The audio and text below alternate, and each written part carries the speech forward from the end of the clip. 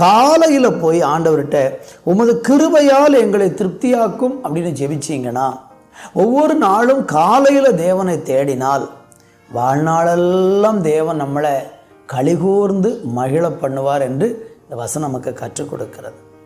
ஆதலால் இன்றைக்கு உங்கள் வாழ்க்கையில் நீங்கள் வாழ்நாள் முழுவதும் களிகூறணும்னா நீங்கள் தேவனுடைய சமூகத்தில் அதிகாலையில் போய் அவருடைய கிருபையை ஆண்டவரிடத்தில் கேளுங்கள்.